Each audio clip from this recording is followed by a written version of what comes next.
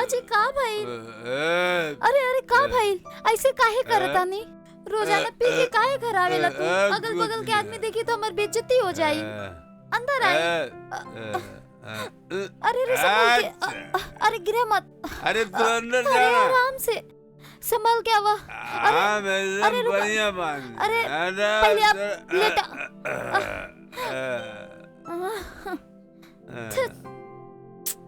ओहो किस्मत ही फूट गई।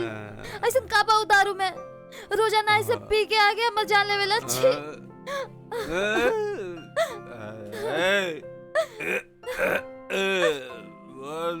अरे वहाँ कहाँ जाते नहीं जी? अभी बताओ। अरे वहाँ कहाँ ढूंढने जानी? अरे अरे वो सब कहाँ उठाओ था नहीं? वो पैसा हम जमा करके रख लिया। अजी आप बात तो सुनी ना। ओहो सारा पैसा लौटा देना प्लीज। देखा हमारी बात तो सुना ना। गुल्लक के पैसा से हम फिर जाके दारू। अरे और कितना पीबा? ये जहर पी के का मिली ताकि? हम के मना कर दिया? आज तो हम जाके खूब पिया। तू चुप रह। ऐसे मत कर। हम अपन बच्चे खातिर स्कूल फीस भरे खातिर रख ले बानी। एक दाना। का बोल रहा? स्कूल के फीस के लिए रख ला? अरे वो ना पड़ी तो का बिगड़ जाई? हमर खुशी से होकर खुशी ज्यादा बड़ा बाका। ऐसे मत बोला। पैसा दे दो प्लीज। काफी महीने से पैसा जमा करके आवत नहीं हम। वो पैसा हमके दे दी ना तो बच्चा के फीस जमा ना कर पाए हम। वो गुल्लक हमके दो प्लीज। कमाई के पैसा भी ना देवेला और तू एक ही भी लेके गएला तो हम का करम फीस खातिर? चला। अरे सुनी ना। अरे रुकी ना। हमारी बात तो सुनी। प्लीज दरवाजा खोलिए।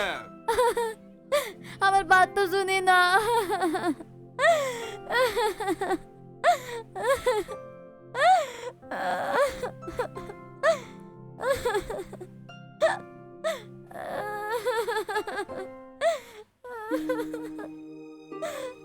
इतना साल से कमाई के पैसा के पी के जिंदगी खराब कर देलस और बच्चा के फीस खातिर पे जो पैसा जमा करके रख ले रही वो भी लेके गए। अब हम क्या करें?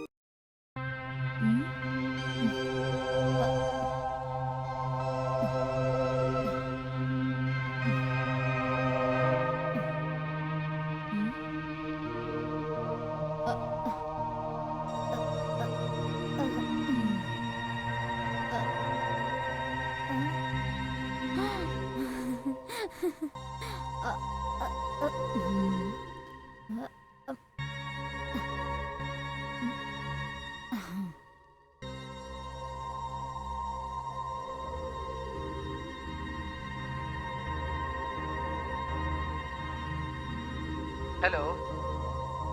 हेलो अभी कहाँ बड़ा? घर में ही बानी। बोला का बात बा? कुछ ना जहाँ हम काम करेनी हुआ आ सकेला हाँ, का? ठीक बा। आधा घंटा में आवता नहीं। एक और बात सुना तू। अगर वॉचमैन तारा से पूछी तो बोले इलेक्ट्रिशियन बानी। हम ताके एक मिक्सी देता नहीं तू के घर पे जाके रख दिया। ठीक बा? हाँ ठीक बा ठीक बा।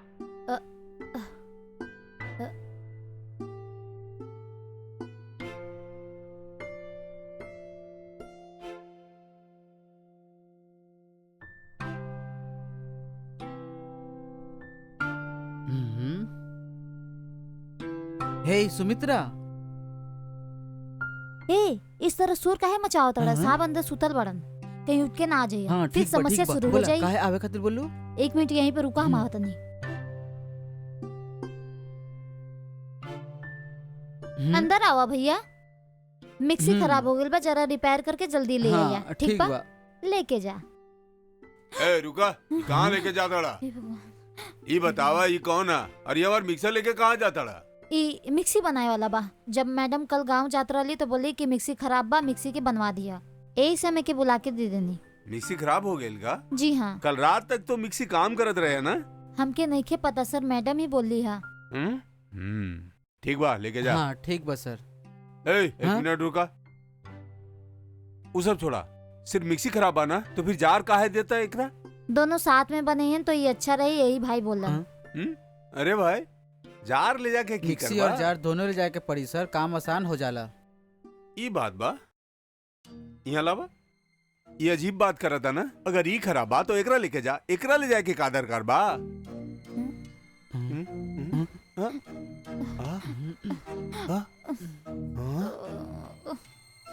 ई चेन एकर अंदर कहाँ से आ गई? ई बारे में हम कुछ ना जाने नहीं सर। बदन में कंपन का है?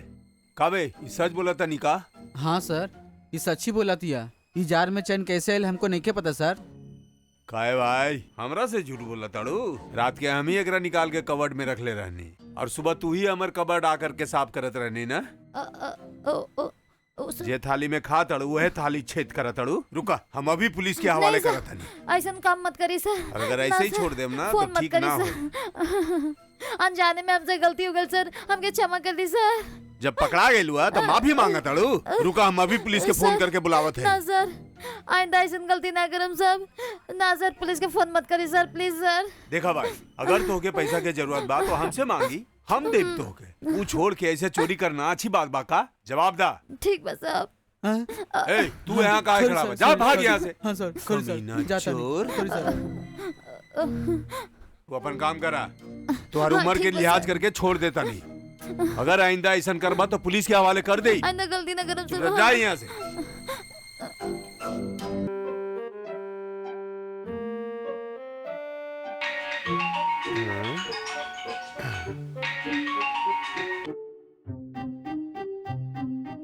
हेलो। हाँ सर, अब अच्छा बानी ना? हम अच्छा है, तू कैसन बानू? हाँ हम ठीक बानी सर। सर हमके आपसे मिले के बा सर। जो भी बा फोन में बोला ना। ना सर, ये बात हम फोन में ना बोल सकेनी सर। अभी आप कहाँ बानी सर? पटना में बानी कि बिजनेस के सिलसिला में कहीं बाहर गए बानी सर?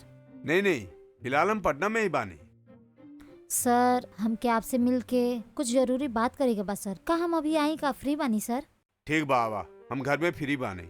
ठीक बा सर, आप व्हाट्सएप पे लोकेशन भेज सकेनी सर? हम अभी इसी वक्त आपसे मिले खातिर आवत नहीं सर। अभी शेयर कर देनी। ओके सर, थैंक यू सर।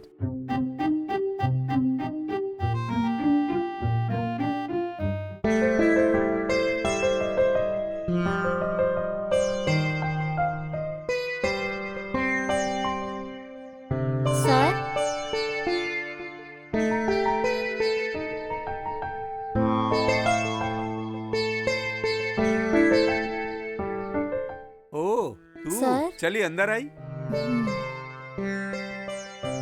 बैठी ना। एक मिनट, पिए खातिर कुछ लावा था? ना ओकर कोई जरूरत नहीं है सर। बैठा ना, हम अभी लेके आवा था।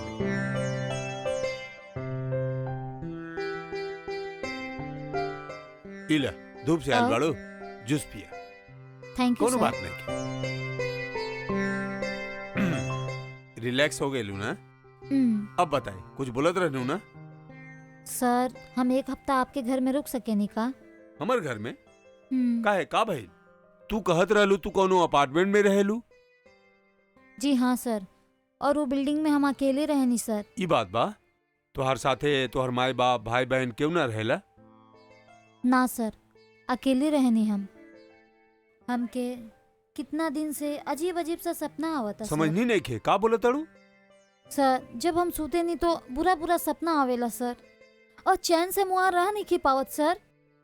उस सपना के कारण वो घरे ऐसन हुई, हमके ऐसन लगता।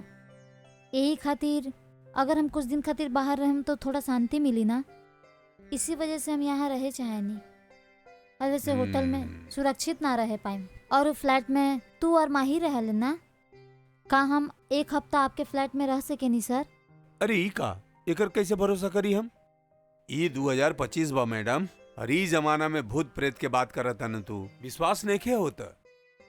प्लीज सर, हम सच बोलता नहीं सर। खाली एक हफ्ता ही रहम सर। ओके, सिर्फ एक सप्ताह के बाद बना रह ली। लेकिन हिया रहबा तो भूत प्रेत के खिस्सा मत कर। यहाँ सच बोली तो भूत प्रेत कुछ ना होवेला। बात यह बाकी तू के अकेले रहे में डर लगा था, यह खातिर 1 सप्ताह रहे के देता नहीं। लेकिन सप्ताह भर के बाद का करबा तू? सर इसी सप्ताह में हम दूसरा घर लेवे के सोचे तानी सर। सपोज वहां जाए के बाद भी भूत प्रेत देखे लगनी, तब का करबू तू? ऐसा सपना ना आई सर। और सपोज आज आई तब का करबू तू? वहाँ से कोई और घर चल जाए हम।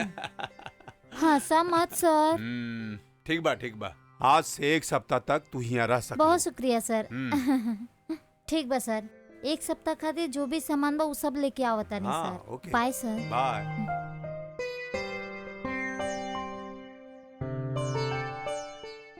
ठीक बा सर, हम जाके बैग लेके 1 घंटा के अंदर आ जाएं सर। ओके बाय सर। बाय।